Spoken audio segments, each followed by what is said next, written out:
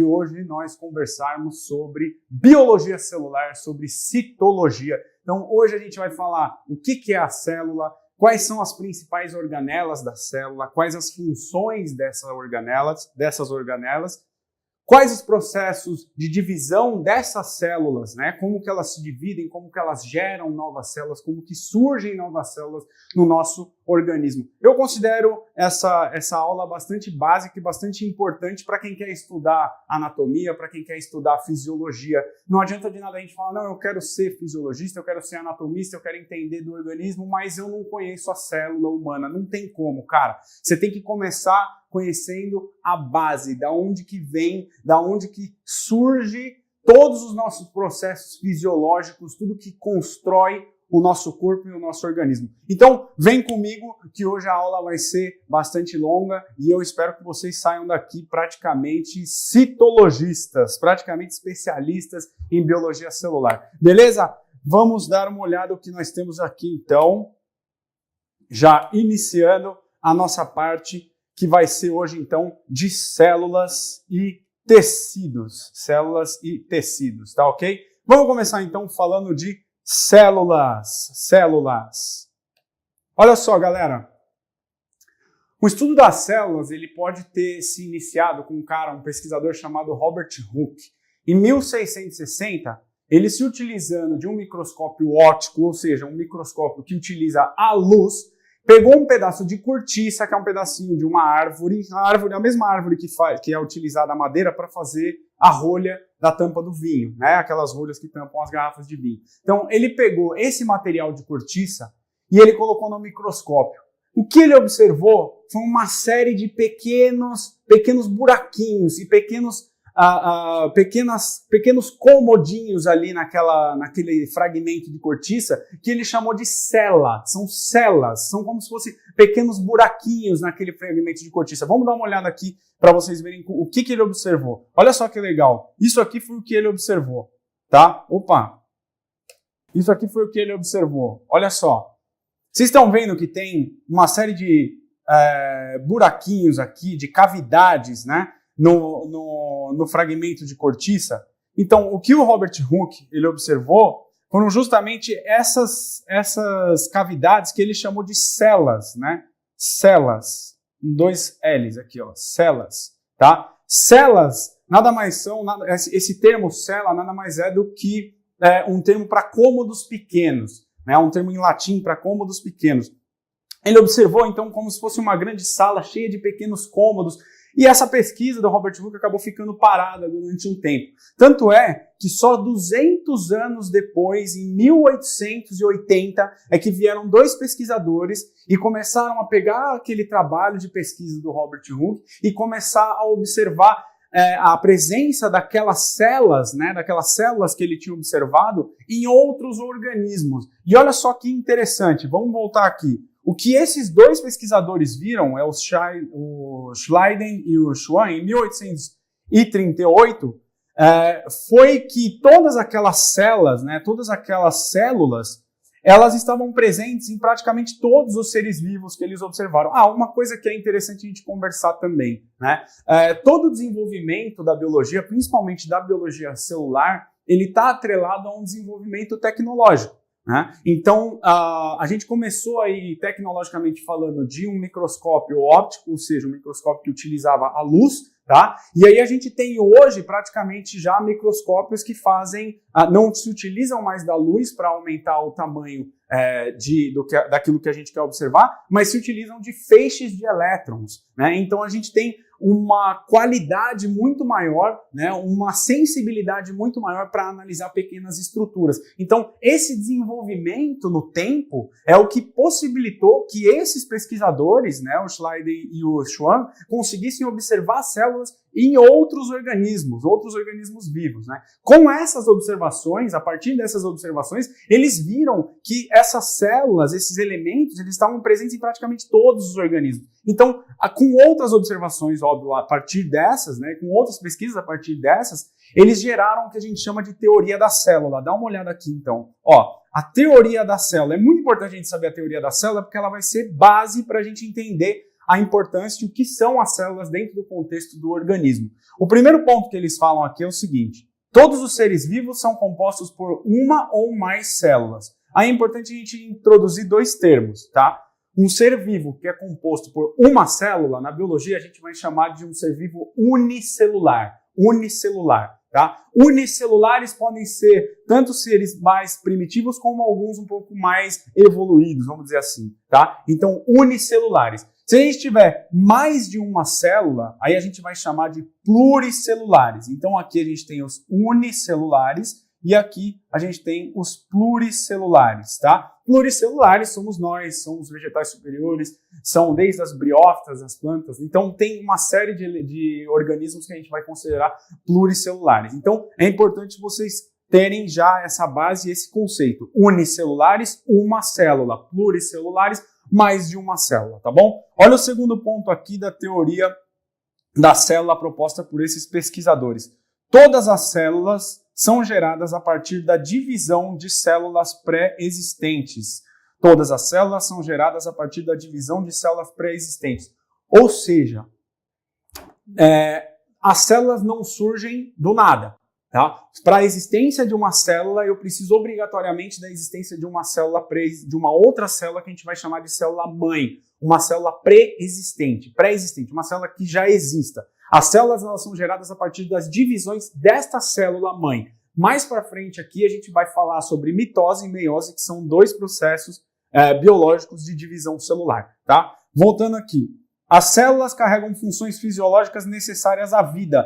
Aqui é algo que a gente vai ver bastante por aí, que é uma definição de célula, que a célula é a unidade básica funcional de um organismo. Unidade básica funcional de um organismo, ou unidade fisiológica básica de um organismo.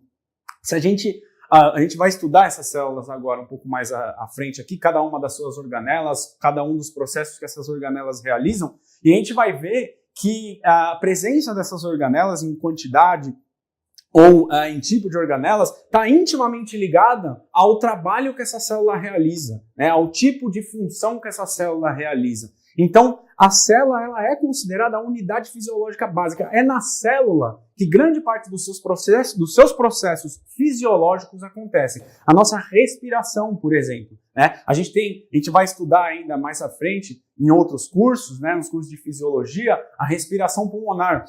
Quando você coloca o oxigênio para dentro dos pulmões. Mas a gente tem ainda uma respiração a nível celular. Né? A gente está colocando o oxigênio para dentro dos pulmões para ele ser distribuído pelo sangue e para ele chegar até as suas células. As suas células vão utilizar esse oxigênio para gerar energia para você. Então, veja bem, se essa célula para de captar o oxigênio, se as suas células param de captar o oxigênio, o que vai acontecer com você? Você vai asfixiar, você vai morrer. Tá? A célula ela é considerada a unidade fisiológica básica. Então, cada célula ela mantém o seu equilíbrio interno, que a gente vai chamar de homeostase. O que é homeostase? Homeostase é a capacidade que um organismo tem de manter esse equilíbrio, tá? De manter esse equilíbrio químico, esse equilíbrio físico-químico internamente. Então, todos os nossos processos fisiológicos, eles ocorrem para que a gente mantenha o nosso ambiente interno, vamos dizer assim, dentro do corpo, estável. Só para vocês terem uma noção, variações pequenas de pH, ou seja, de acidez, né, no nosso sangue, né, controle de acidez,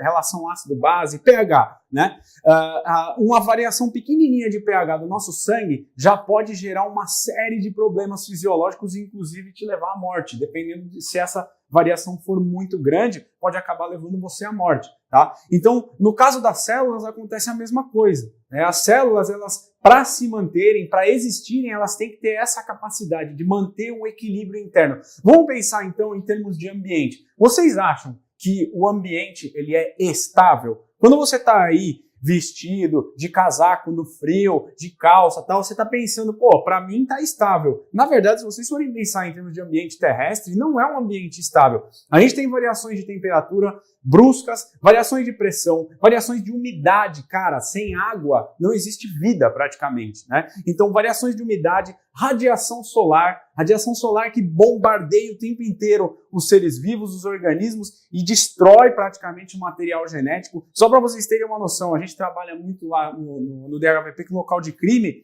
às vezes a gente pega algumas manchas de sangue que ficaram depositadas à luz do sol, e é impressionante como às vezes você pega uma quantidade relativamente grande de sangue e a gente não consegue traçar perfis genéticos. Por quê? Porque o sol já degradou praticamente todo o DNA que estava naquele sangue, presente naquele sangue.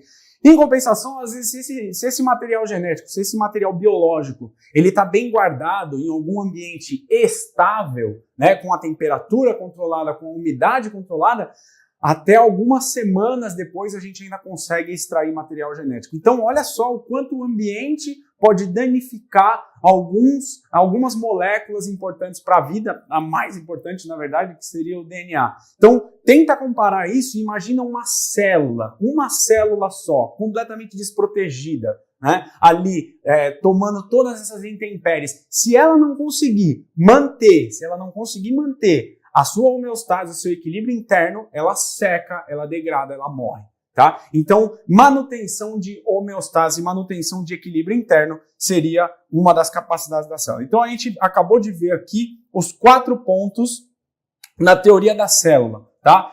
Composta, então, todos os seres vivos são compostos por uma ou mais células, todas as células são geradas por uma divisão de células pré-existentes, as células carregam funções fisiológicas necessárias à vida, a unidade funcional básica, a unidade fisiológica básica de um organismo, e cada célula mantém o seu equilíbrio interno. Volta aqui. Quando a gente fala de célula, num contexto biológico, a gente tem que pensar numa escala evolutiva. Todas as células são iguais? Todas as células que existem são iguais? Não, não são, tá? Como eu falei para vocês, existem seres que são unicelulares, eles são um ser completo, um ser vivo é simplesmente uma célula. Alguns desses seres são um pouco mais evoluídos numa escala temporal. Quando a gente fala em biologia evoluídos, muita gente confunde, pensa que evoluído é melhor.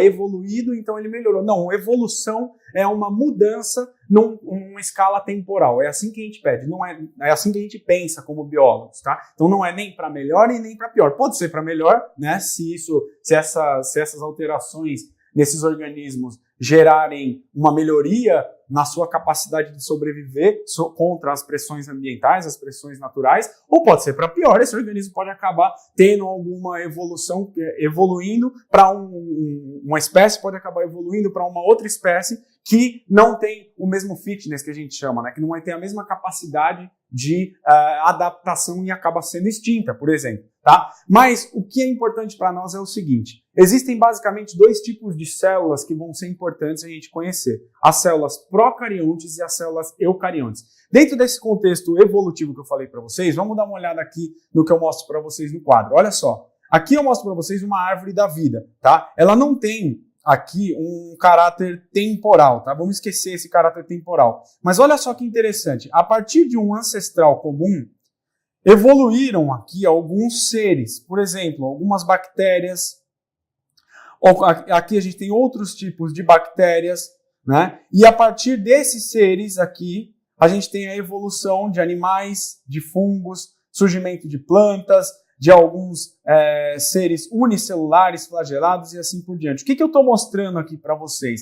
Existiu alguma coisa nesse ponto aqui da escala evolutiva que fez com que esses seres desse lado aqui fossem diferentes desses seres desse lado aqui, tá? E o que a gente tem a partir desse ponto, né, é o surgimento do núcleo celular, tá? O que é esse núcleo celular? O surgimento desse núcleo, o núcleo nada mais é do que uma membrana que envolve o material genético. Isso faz com que esses genes tenham uma proteção extra, além da outra membrana que vai envolver a célula, que a gente vai falar daqui a pouquinho, tá?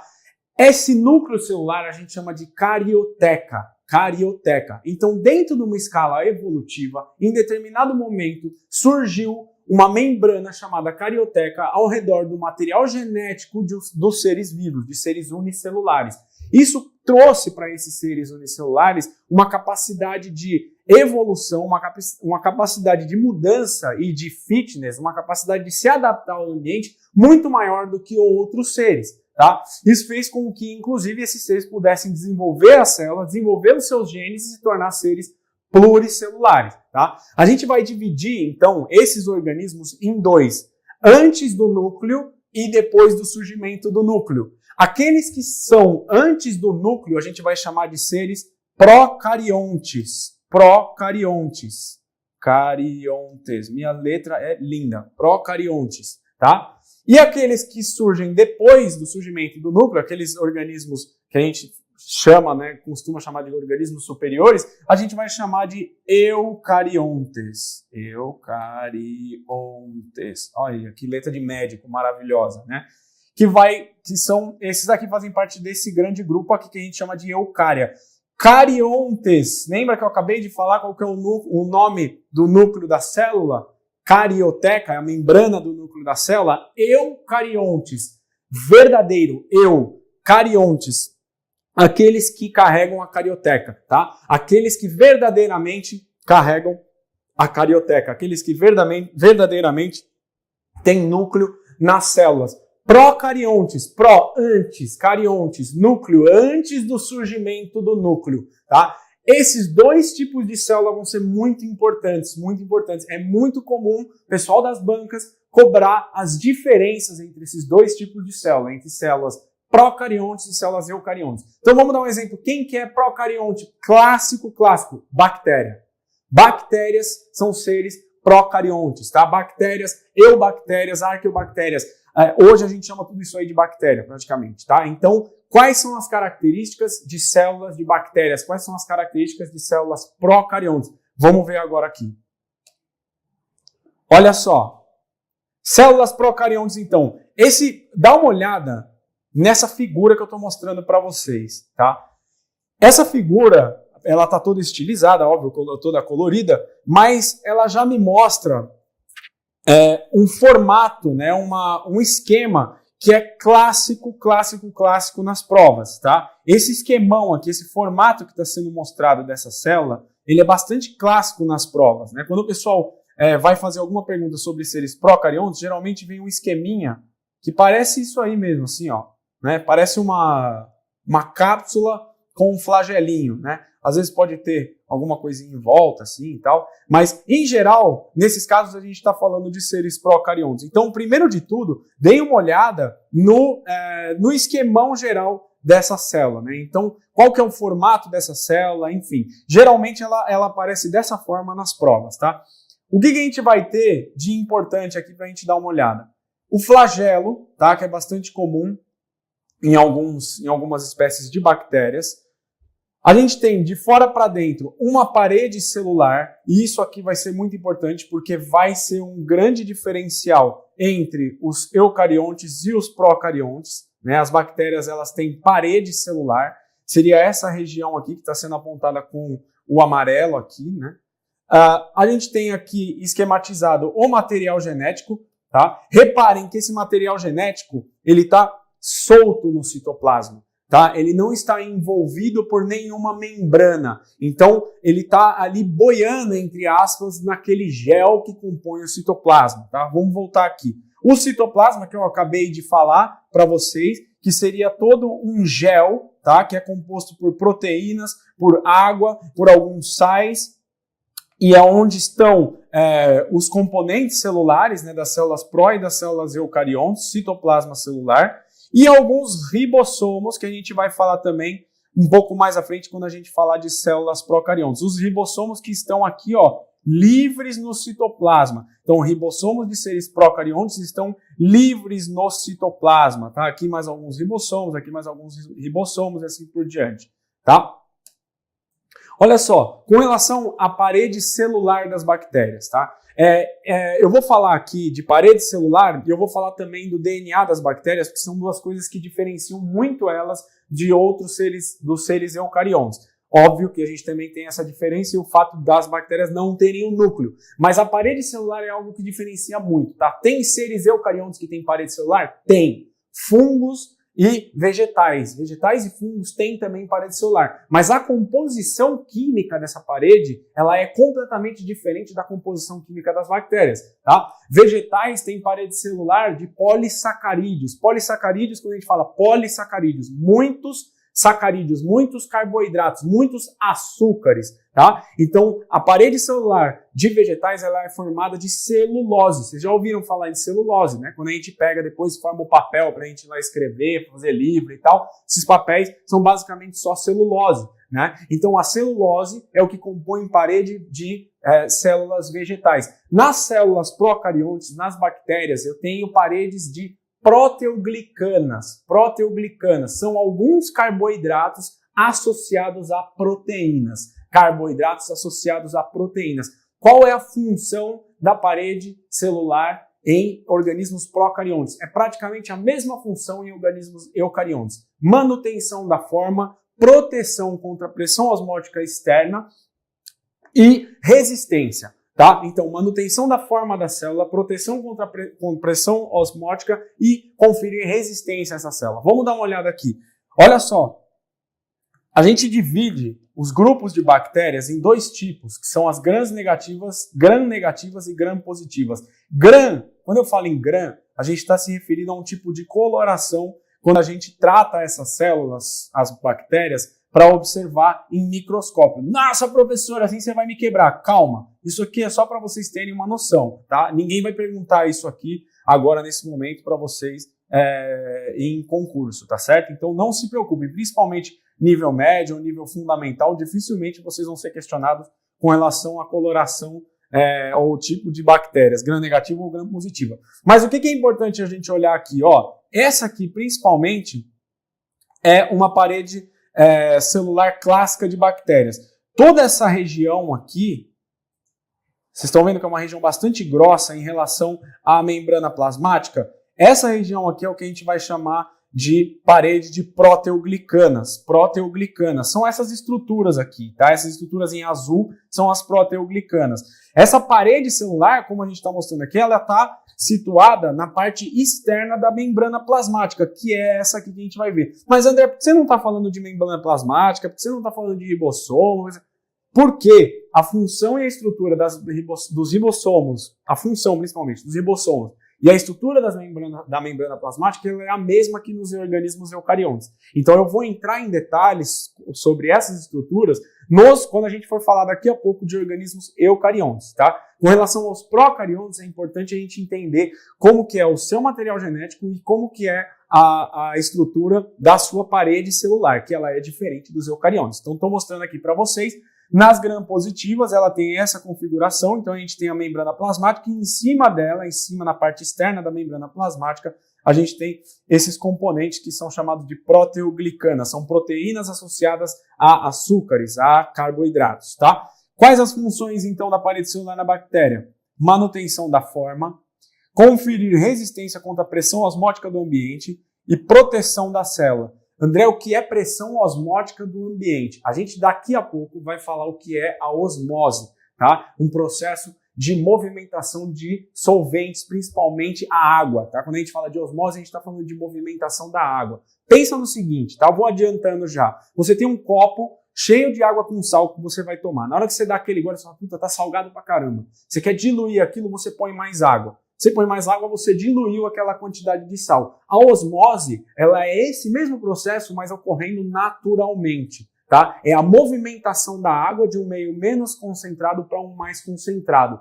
Se a bactéria, que tem ali o seu citoplasma contido pela membrana plasmática, que a gente já vai falar, ela é colocada em um meio no qual a concentração de sais externa é menor do que a da célula, a tendência é a água entrar dentro da célula da bactéria, tá? A tendência é que essa água invada a célula da bactéria e arrebente essa célula, tá? Então, a parede serve justamente para manter o formato da célula e para impedir essa pressão de água entrando e arrebentando a célula, tá? Então, isso que a gente vai chamar de pressão osmótica, tá? Então, resistência contra a pressão osmótica que pode ser gerada pelo ambiente. Lembrando aqui daquilo que eu acabei de falar para vocês. o ambiente, ele é um ambiente hostil, tá? O nosso ambiente está o tempo inteiro tentando matar você e as suas células, mas é que você é um cara já espertão, uma garota toda espertão, já toda formada, aí, um organismo já em plenas faculdades da sua saúde, das suas capacidades fisiológicas, você consegue manter a sua homeostase, tá? Então pensa isso numa bactéria, um ser unicelular, o tempo inteiro sendo bombardeado por radiação, o tempo inteiro sofrendo com falta de água, com alterações de temperatura e assim por diante. Então, essa parede celular é o que vai conferir a proteção a essas células, tá? Por isso que hoje, na verdade, a gente tem as estruturas das bactérias, elas são tão refinadas que a gente tem bactéria em praticamente tudo que é canto. Tudo que é canto do planeta tem bactéria, tá? Então, você encontra bactérias em locais, erupções, locais onde há erupção vulcânica. No fundo do mar, você encontra bactérias próximo de temperaturas altíssimas da água. Você encontra bactéria em geleira. Você encontra bactéria até dentro do seu intestino, cara. A bactéria, ela é um ser tão presente, né, em tudo que é canto, em tudo que é lugar, que o desenvolvimento e a evolução de alguns seres eucariontes, como nós, né, como outros animais, ele só foi possível em alguns momentos por conta de uma associação com bactérias. Então, algumas vitaminas que você precisa, por exemplo, são produzidas por bactérias que você tem no seu intestino grosso.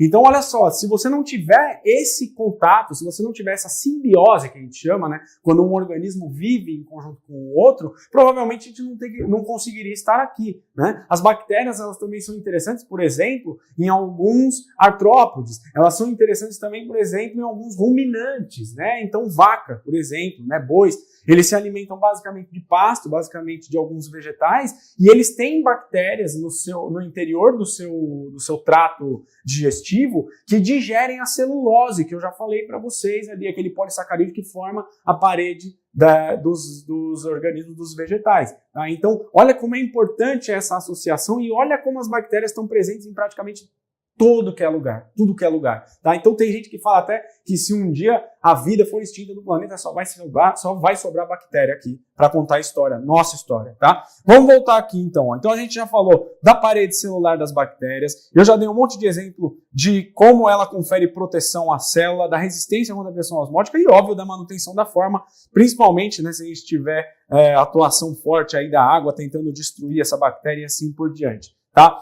Então, olha só, um resumo aqui. O citoplasma dos seres procariontes, ele tem muito menos organelas. Então, a gente viu lá atrás, vamos só voltar para vocês verem aqui, ó. Vocês estão vendo que tem praticamente poucas organelas que a gente está vendo. Então, tem o material genético, alguns ribossomos e assim por diante. A gente vai comparar isso com as células eucarióticas, vocês vão ver a quantidade de organelas que a gente tem em seres eucariontes, tá? Então, o citoplasma, ele é relativamente mais simples. Lembrando que o citoplasma é aquele gel que está contido pela membrana plasmática e pela parede celular, tá?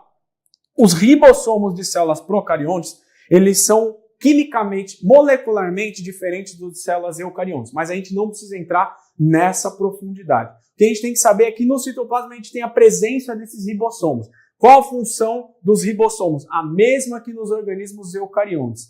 Síntese de proteínas, produção de proteínas. Eles estão soltos ali no citoplasma das bactérias, tá? E ali, quando vier aquele RNA mensageiro a partir da transcrição do material genético da bactéria, eles vão pegar isso, traduzir e transformar em algumas proteínas que vão ser utilizadas pelas bactérias, tá certo? Vamos voltar aqui. Uma coisa que é muito interessante em relação às bactérias e que vai ser legal a gente lembrar um pouco mais à frente depois na nossa aula. O material genético de bactérias, né, os cromossomos bacterianos, eles são circulares e eles estão soltos no citoplasma. Tá? Então, olha só, eu mostro para vocês aqui um exemplo de um DNA bacteriano, né? E é interessante também que a gente tem alguns fragmentos de DNA circular que estão soltos no citoplasma, que a gente vai chamar de plasmídeos, tá? Pô, mas eu preciso decorar isso? Não, calma, é só para você ter esse conhecimento também. Ó, só para voltar aqui, tá vendo que tem uns materiais genéticos menorzinhos aqui, ó, soltos? Né? Longe desse aqui, desse grandão. Então, esses pequenininhos, eles são os plasmídeos. Qual que é a função desses plasmídeos? eles carregam genes que conferem resistência a essas bactérias a alguns antibióticos. Óbvio que deve ter alguns outros tipos de função, mas para nós o interessante é saber isso. Plasmídio carregam genes que conferem resistência a antibióticos a essas bactérias, tá? E o DNA bacteriano, que é um DNA circular diferente do nosso DNA, que não é circular, a gente vai falar um pouco dele mais à frente. Beleza? Olha só, as bactérias já falei, né? Então elas estão em todos os lugares, elas estão presentes em vários ambientes, inclusive no nosso corpo. Mas algumas delas podem acabar transmitindo ou gerando algumas doenças, tá? É interessante que vocês conheçam algumas dessas doenças, que vocês saibam pelo menos quais dessas doenças podem ser geradas por bactérias. É muito interessante, é muito importante que vocês tenham essa noção, tá? Ah, mas eu preciso decorar o nome das bactérias. Não, cara, não se preocupa com isso. Você vai ver que grande parte do nome das doenças, ele é relacionado com o nome da bactéria, tá? Então, mas é interessante vocês saberem isso. Tem prova de concurso que o cara pergunta assim, quais das doenças abaixo é transmitida por um organismo procarionte? Olha esse tipo de pergunta. Quais das doenças abaixo é transmitida por um organismo procarionte? Você já tem que saber que a bactéria é um organismo procarionte. Aí você vai ter que olhar lá nas alternativas e procurar uma daquelas doenças que é transmitida por bactéria. Então, acho que é importante a gente citar algumas, tá? Vamos dar uma olhada aqui, ó. Então, muitas amidalites e faringites, principalmente de criança, molecada aí que vive com as amígdalas tudo inchada, são produzidas por alguns tipos de bactérias dessa espécie aqui, ó, Streptococcus pyogenes. Eu preciso decorar? Não precisa decorar, relaxa, tá? São bactérias de interesse médico, só para vocês terem uma noção. Pneumonia também é gerada por alguns tipos de bactérias, como essa aqui, Streptococcus pneumoniae. Olha o nome dela, pneumonia. Fala sério, vai. Você vê uma bactéria com esse nome aqui, você já chuta pneumonia que você acerta na lata. Corynebacterium difteria. Olha lá. Corynebacterium difteria, causa difteria. Coqueluche, aquela doença que o pessoal tosse pra caramba, não consegue parar de tossir. É a Bordetella pertussis. Bordetella pertussis causa a coqueluche. Mycobacterium tuberculose. Outra aqui, ó. Acabei de falar pra vocês. O nome causa o quê? Tuberculose, mais uma doença relacionada aí aos nossos tratos respiratórios, né? Olha só que interessante, né? A gente tem aqui, ó, uma trato respiratório, duas trato respiratório, três trato respiratório. Aqui quase, mas não. Mas pelo menos três das aqui estão relacionadas ao trato respiratório. Mycobacterium lepra, é o nome dela, ou Mycobacterium lepromatosis. Causa uma hanseníase, também conhecida como lepra. Clostridium tetani, olha o nome, tetani causa o quê? Tétano. Leptospira, então umas causas leptospirose, aquela que é transmitida por urina de ratos, tá? Tá bom para vocês aqui essa quantidade? Eu acho que vocês já conseguem ter uma noção de algumas doenças que podem ser transmitidas ou geradas, né? Eu prefiro não falar de transmitidas, acho que é melhor falar as doenças são geradas pelas bactérias, né? Porque a impressão que dá é que a bactéria está carregando essa doença, e na verdade não, né? É a presença dessa bactéria no seu corpo que vai te gerar todo um descontrole fisiológico e vai acabar gerando um quadro de uma doença, certo? Vamos falar então das células eucariontes. Então, ó, importantíssimo para vocês, hein? Não esquece, procariontes, tá? Não tem núcleo, não tem membrana nuclear, tá? Tem alguns pesquisadores que falam de um nucleóide, que seria a região onde está organizado o DNA bacteriano, mas não se preocupa com isso.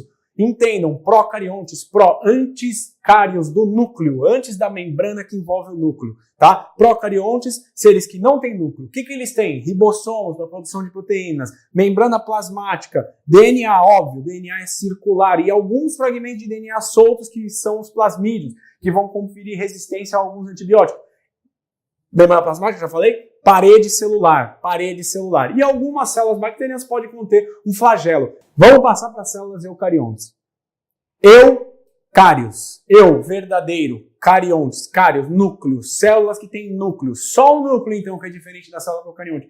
Vocês vão ver que a célula eucarionte tem um monte de organelas, tá? E essa é uma grande característica delas, tá? As organelas, elas têm muitas organelas no seu citoplasma e essas organelas têm funções específicas. Isso é o mais interessante. É muito importante que vocês prestem atenção Primeiro, no tipão, na figura, na cara, no esquema que essas organelas são transmitidas em provas, que essas organelas são retratadas, desculpa, porque geralmente é dessa forma que eles vão cobrar vocês nas provas, tá? Então, eu vou mostrar para vocês um núcleo, eu vou mostrar para vocês complexo de Golgi, vou mostrar para vocês retículo endoplasmático, todos eles têm um formato que é bastante característico e é importante que vocês saibam identificar esses formatos, em primeiro lugar. Em segundo lugar, função. Vocês têm que saber reconhecer a função de cada uma dessas organelas. Pô, mas eu tenho que decorar. Calma. Vamos devagar, que aí vocês vão entendendo por que essas organelas têm essa função. A gente vai dando exemplos, aí vocês não vão esquecer nunca mais disso aí. Nunca mais, tá? Vamos olhar aqui então células eucariontes, verdadeiro cários, núcleo, tá? Então, principal característica para diferenciação de células procariontes, a presença de um envoltório nuclear ao redor do material genético. Tem alguns autores que falam que justamente essa presença de envoltório nuclear foi o que possibilitou um ambiente mais estável dentro do núcleo, que gerou algumas diferenciações genéticas e que explodiu a vida eucarionte por todo o planeta. Olha que linda! Que lindo, biologia é linda, né? Outro ponto que é muito importante também, as organelas, que a gente acabou de falar, muito diferente também das células procariontes, muitas organelas com funções específicas. Vamos dar uma olhada nelas, uma por uma, para vocês entenderem quem é quem nessa nossa brincadeira. Vamos começar pelo núcleo, porque é quem vai nos diferenciar das nossas células procariontes. Qual que é a função principal do núcleo? Proteção do material genético. Já cansei de falar aqui para vocês. O núcleo protege o material genético, ele gera um outro invólucro, separando o material genético do resto do citoplasma. Gera um outro invólucro que separa o material genético do citoplasma, tá? Então ele gera ali um outro ambiente para o desenvolvimento do material genético. Vocês vão ver que ele tem uma regulação muito forte com o que entra e o que sai e o que chega próximo do material genético, tá? Então, algumas estruturas e características que são importantes quando a gente fala de núcleo. A carioteca, já falei para vocês o que é carioteca? Membrana que compõe um envoltório, a membrana que está ao redor do material genético. É a membrana, é o saquinho, é o material que pega o seu material genético e põe dentro e separa do resto do citoplasma. É uma membrana, uma dupla membrana que a gente já vai falar aqui, tá? Carioteca. Carios vem de núcleo. Carios vem de núcleo, tá? Do grego, núcleo, tá? Carioteca, membrana que compõe o envoltório nuclear. Quando a gente fala em envoltório nuclear, muitas vezes eu falo, um envoltório nuclear. Quando eu estou falando em envoltório nuclear, entendo que eu estou falando de núcleo, tá? Beleza? O nucleolo é uma região mais densa, tá? Vocês vão sempre ver esse tipo de definição por aí, né? O que é o nucleolo? A região mais densa dentro do núcleo. Porque como assim densa? Eu vou mostrar para vocês uma imagem daqui a pouquinho de microscópio, vocês vão entender. Essa região ela é realmente mais densa quando a gente observa o núcleo em microscópio, tá? Então vamos voltar aqui. O nucleolo é uma região onde se concentra o RNA ribossômico, região extremamente importante do núcleo para a formação de RNA ribossômico, que a gente vai conversar daqui a pouco também, onde que se encaixa esse RNA ribossômico dentro do nosso contexto celular. Os ribossomos, tá, que estão externos e associados à carioteca. Tudo isso, lembre-se, eu estou falando de características do núcleo, tá? Características do núcleo. Primeiro eu estou falando em texto, daqui a pouco vocês vão ver isso em imagem, tá? E uma característica que é muito importante da membrana nuclear é que ela tem uma continuidade com uma outra organela, né, que a gente chamou aqui de RER, que na verdade é uma abreviação para retículo endoplasmático rugoso, também chamado de retículo endoplasmático granular ou ergastoplasma. Nós vamos conversar um pouco mais à frente sobre eles. Então, características do núcleo.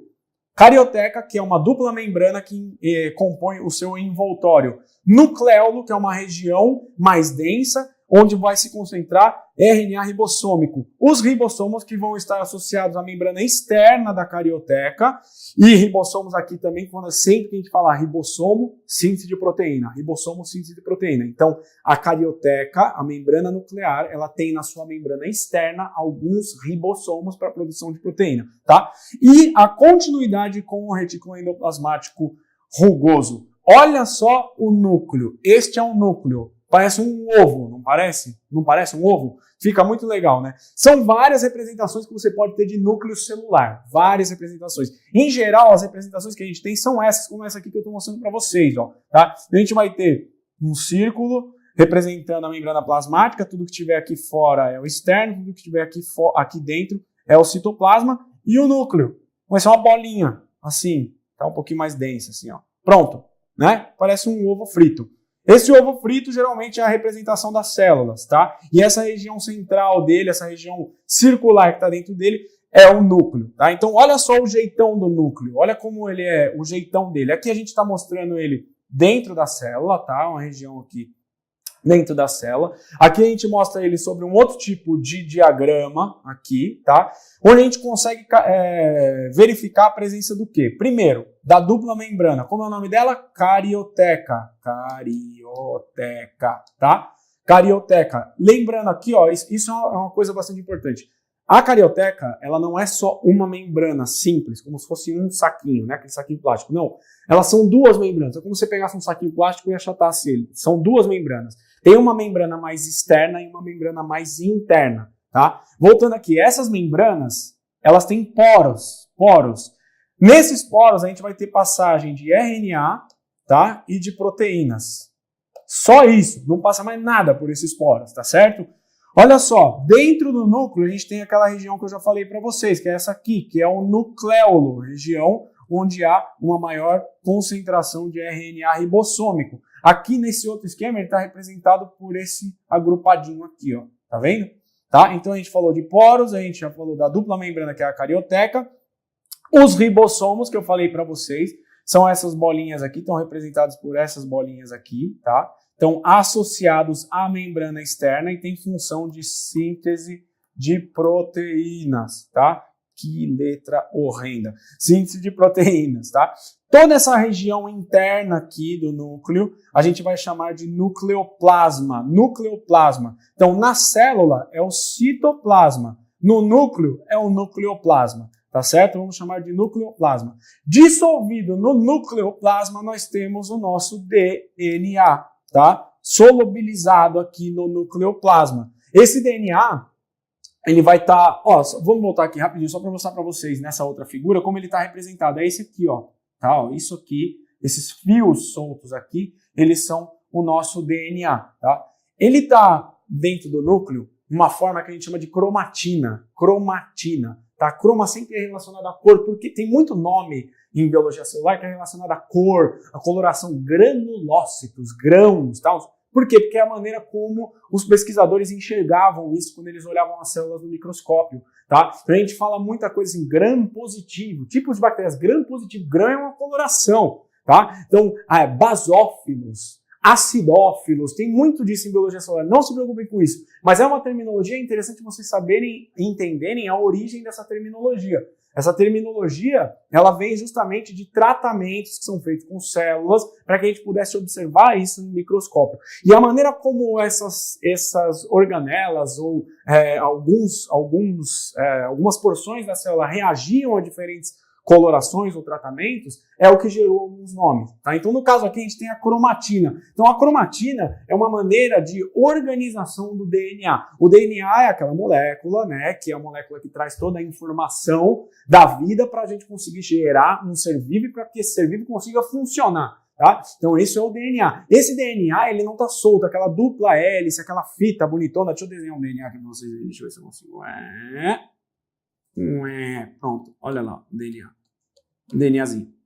Ficou tosco, mas é o meu DNA. Ó, o DNA, ele carrega toda essa informação. Essa dupla fita, ela não está simplesmente solta ali no núcleo, tá? Ela está associada a algumas proteínas que fazem com que ela dê uma condensada, tá? Então ela é chamada de cromatina, organizada dentro do núcleo. Essa cromatina, ela fica ancorada na membrana interna do núcleo. Na membrana interna do núcleo, tá? A cromatina está ancorada na membrana interna do núcleo, tá? E essa cromatina, quando ela se condensa mais ainda, então quando ela se enovela e se condensa mais ainda, ela vai formar os cromossomos, que eu aposto que vocês já ouviram falar. Aposto que vocês já ouviram falar em cromossomo. E a gente vai falar muito de cromossomo daqui a pouco quando a gente for falar dos processos de divisão celular. Então, olha só, voltando aqui. Nessa outra representação aqui, deixa eu apagar esse meu DNA que está atrapalhando tudo aqui. Pronto. Nessa outra representação aqui, ó, a gente também tem os poros, tá vendo? Ó, os poros. A dupla membrana, não é à toa que essas membranas elas são representadas dessa forma, elas são uma dupla membrana ao redor do núcleo, o material genético e o nucleolo. E aqui, esses pontinhos que a gente tem, né, aqui em cima, esses pontinhos pretos, eles podem ser representações dos ribossomos, tá? Dos ribossomos. E essa região interna, né, como eu já falei, é o nucleoplasma, beleza? Olha só, voltando aqui, só para vocês terem uma noção, um outro tipo de representação que a gente pode ter das células eucariontes seria esse tipo de representação aqui, né? Então, olha o núcleo aqui mais uma vez sendo mostrado, tá vendo? Essa região circular na porção central da célula. Olha que interessante aquilo que eu falei para vocês. A associação do núcleo com um outro tipo de organela. Vocês estão reparando nisso aqui, ó? Essa outra organela aqui é o retículo endoplasmático rugoso, que a gente vai conversar um pouco mais à frente. Então, notem que nessa representação, o retículo endoplasmático rugoso, ele está, de fato, aqui ligado, aqui também, ó, ligado à região do núcleo. Então, se amanhã eu chegar para vocês e falar assim, me identifiquem o núcleo, você vai vir aqui, ó, tá aqui o núcleo, cara, né? Ou se eu chegar para vocês e falar assim, qual que é essa organela aqui? É o núcleo, beleza? Tá? Vocês têm um monte de evidências aqui para apontar o núcleo. E olha aqui uma fotomicrografia. Olha só que massa, para vocês verem que a gente não está mentindo e nem inventando nada para vocês. Isso aqui, gigantesco que está aparecendo aqui para vocês, é um núcleo. É um núcleo celular visto em microscopia eletrônica de transmissão, tá? Microscopia eletrônica de transmissão. Reparem aqui, ó. Vocês estão vendo essa região aqui? Se vocês, quem estiver vendo aí numa tela um pouquinho maior, vai conseguir observar a dupla membrana. Vocês estão vendo aqui essa região mais densa? Isso aqui, amiguinhos, é o nucleolo. Nucleolo. Lindo, tá? Essa região aqui é o nucleolo, tá? E olha só, mais uma vez aquilo que eu falei. Vocês estão vendo esses sacos aqui, ó, parecem uns saquinhos que estão aqui em volta do núcleo? Essa região aqui, ó, aqui, essa região aqui, isso aqui é o retículo endoplasmático. Então, olha só, nessa imagem a gente já consegue ver algumas características. É uma imagem, isso aqui é uma imagem de verdade, não é uma imagem de mentira, tá? A gente consegue ver o nucleolo, a gente consegue ver essa região mais densa, essas regiões mais densas aqui, mais cinza, são a cromatina, né, cromatina. Na verdade, a gente chama isso aqui de heterocromatina, mas vamos chamar só de cromatina, que na verdade é o DNA, tá? E aqui a gente tem o retículo endoplasmático rugoso, tá? Associado à membrana. E uma outra característica que a gente também consegue visualizar aqui são essa característica da membrana do núcleo ser uma dupla membrana. Não estou mentindo para vocês, tudo que eu falo para vocês aqui é verdade verdadeira, tá?